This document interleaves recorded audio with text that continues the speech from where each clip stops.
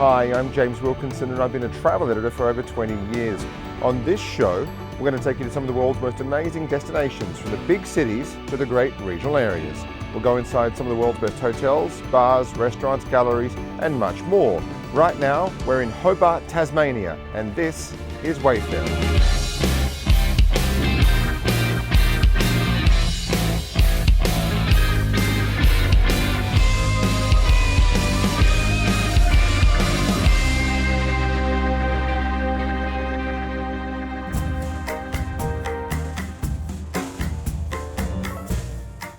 Tasmania is home to some of Australia's best produce. When it comes to eating it, you've got to come right here to Fico.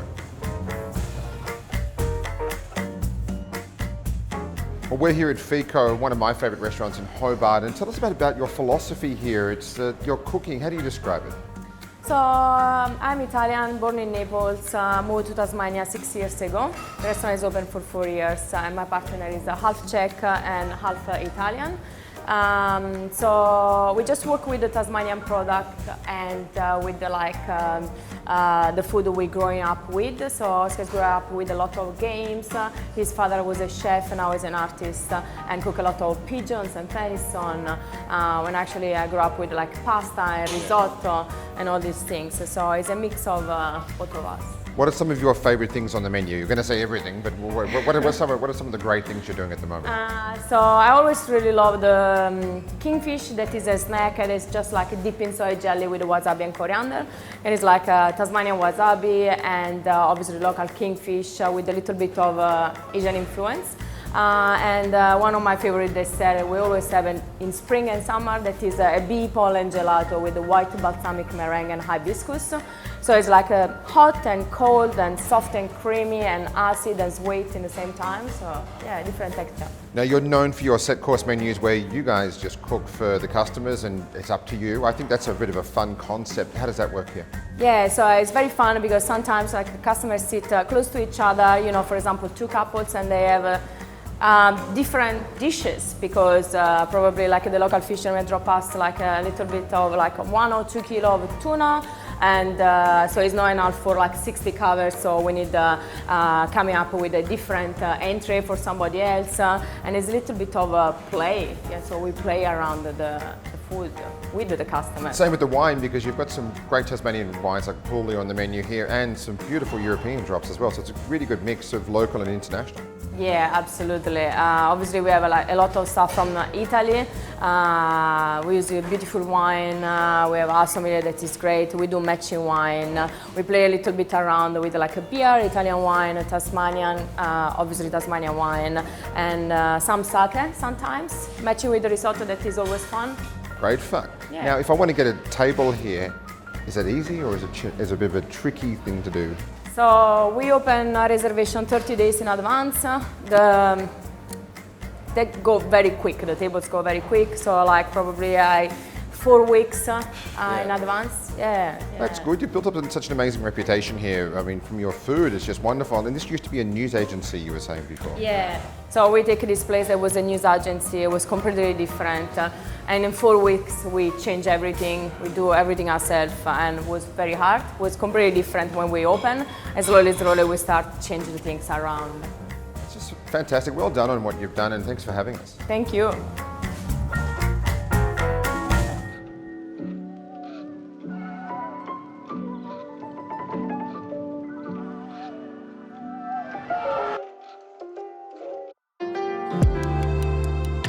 We're here at one of the hottest new distilleries in Tasmania, Killara in Richmond in the Coal River Valley, and thank you so much for showing us around today. We were just talking about some of your releases and all local produce, which is amazing. Fantastic, yes. I've just secured myself a source of locally grown juniper for the gin range, which is fantastic. Now, you're very well known for your whiskey, obviously, as well, but you're having a lot of fun with some gins and vodkas and a Tasmanian liqueur as well. That's right. So really interested in the different sides of distilling, not just whiskey, but liqueurs and spirits as well. And I really like gin, so sort of a natural leap to make gin. Now, where we are here at your new distillery in Cellar Door, you're going to put an experience in soon where you're going to be growing a lot of your own produce. Now, when you go to distilleries around the world, you don't normally have that kind of experience. No, you don't. So here we're going to be growing paddock to bottle as much as we possibly can. So barley for the whiskey and then all the botanicals for the gin. So people will be able to come here, they'll be able to pick their own botanicals, distill their own little bottle of gin, and it'll be, true paddock to bottle or garden to glass experience. But yeah, some of the whiskies in Tasmania, I mean, so much great quality here in the state. Yeah, for sure. I mean, barley down here is fantastic, and when you're starting off with those really great core ingredients and then adding in the passion and the know-how, you get the end product is fantastic. So Tassie's becoming almost better known for its gins and whiskies at the moment. Is there a bit of a contest going on between the two? Not so much. I think Tasmania will always be the whiskey isle, but there's certainly some fantastic gins here too. Now, in terms of sourcing your own product, how do you source the products for your gin at the moment? So locally at the moment as much as I can. So like I said, I've just secured this juniper grower. The lemon for the gin comes from my husband's grandmother's garden. So where I can, I get local producers and local growers to produce the stuff for me. And now you've got a tasting room here now where people can really get the proper experience. They might have seen your stuff in a local bottle shop, but now they can actually go through a tasting with you. That's right, yes. And a bit of fun then for you is having that tasting experience, being able to show people what you guys do so well. It is, yeah. Being able to showcase what we do and get people to try them and try the products in different ways is a really good experience. Now, I'm not going to ask you what your favourite is, but there are a couple of little highlights in your collection that are kind of makes it really stand out. Yeah, well, I love the bush liqueur. So that's made completely from the Tasmanian native pepperberries that are hand foraged locally. The whiskey obviously is a huge standout for me. It's one of my favourite products. And then later on this year I've got brandy coming out as well, made from Tasmanian wine, which is one of my favourite products. And you are actually in one of the best wine regions in Tasmania where we're standing right now. Yeah, we are. And the wine that went into the brandy came from just up the road, which is really nice that we can use locally made products. Wonderful, we'll look forward to trying them. Excellent.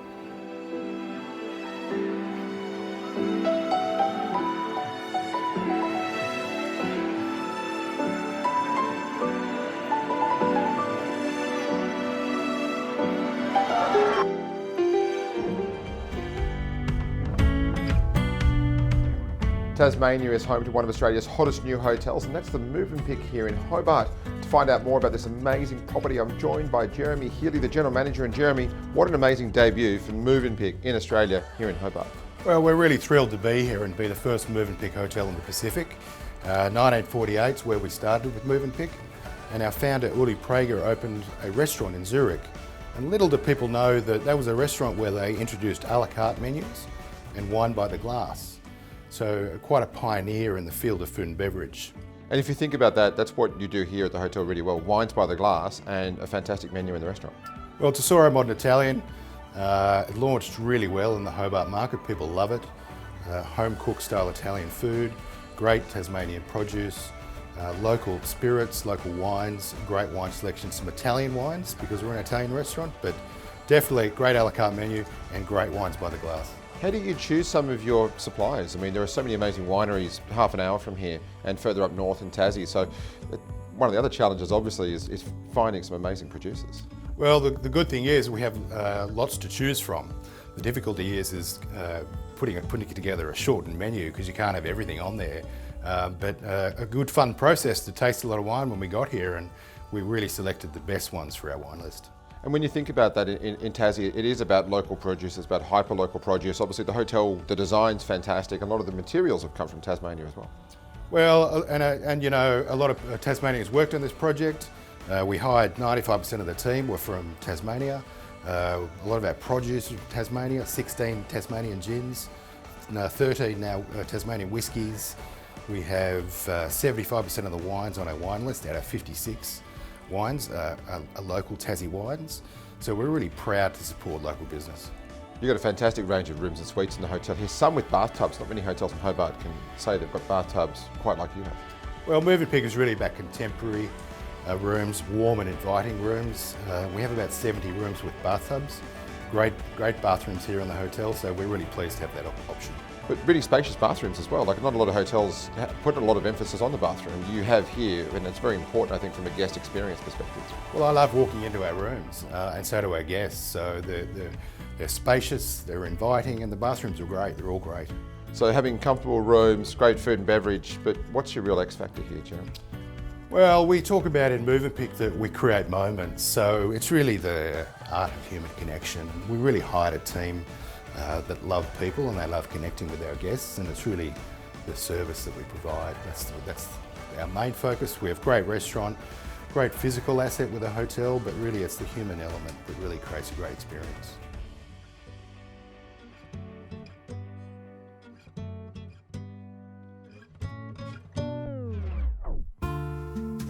Well, Chef, we're here at Tesoro inside the Movenpick in Hobart, and tell me about your food philosophy here in the hotel. It's quite simple, James. I believe in just using local produce. Everything is Tasmanian. I really feel that Tasmania is a food bowl for Australia. I actually have the best job in the world because all the produce comes to me in the best format, and I don't play with it. I don't use it for anything making foams or gels, but what I do is just respect it and treat it nicely, and the produce does all the work for me, really. You're having fun here in this restaurant. You're doing a bit of Italian, a bit of modern Oz, kind of a bit of a hybrid between the two, isn't it? It really is. It's simplifying Italian food. It's rustic, but it's also just treating the food how it should be treated. So I think what we're trying to do is be honest, give people honest food, and make everything ourselves. So we make our pasta every single day. We make pappardelle, we make linguine, we make spaghetti, we make focaccia. We're bringing back the focaccia back from the 90s. And we have a pizza dough that we slow ferment for 14 hours. We use a starter that we've been feeding since December. So we try to just do the simple things well. We try to be just real and honest without trying to be a little bit weird and out there. I think we appeal to the local market too, so we're not just relying on people from the mainland to come down and stay at the hotel. We want to be treated like a standalone restaurant. Yes, we're connected to a hotel, but at the same time we want to be able to have the local people, the local audience that come down and support us. And I think by doing the food that we're doing, which is good, honest Italian food, that we make everything ourselves from scratch and using fresh produce that's local, I think it appeals to the overseas market, but it appeals to other Australians that are from the mainland, but also appeals to the local Hobartians that want to come out on a Thursday night. They might want to come back on a Sunday, and it's not a special occasion restaurant where you might just go for your birthday or anniversary. You can come here as many times as you like. And you're known for your pizzas as well. We're known for our pizzas. Yeah, pizzas. We've got a great team. I'm very lucky to have a fortunate team of chefs that take a lot of pride in feeding our starter, and with our starter, with our pizzas, we slow ferment for 14 hours. So the pizza's really one of our highlights here. And if you look at the experience, rounded out, the desserts are some of the best in Hobart. Yeah, I think they're real true Italian desserts you'd find on a menu. We've got bomboloni, Italian donuts with tiramisu, which is always a crowd pleaser, vanilla panna cotta with a prosecco jelly. So we're staying traditional, but at the same time the desserts are really catchy, and they're fun, and they're delicious. Well, Chef, thanks for having us. Oh, thank you very much. Really appreciate it, James.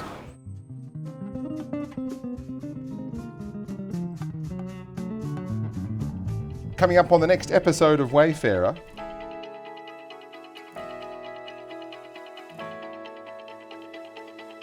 Oh, the Salamanca Markets is a great place if you're looking for any gifts, souvenirs to take home to people. There's some really fantastic tastings to do there as well.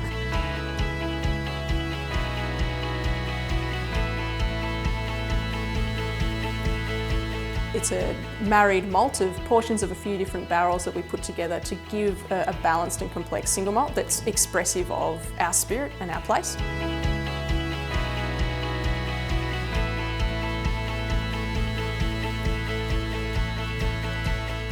We use Tasmanian leatherwood honey, which gives a really beautiful kind of floral note as well as the sweetness of the honey, and then it really dries out across the palate.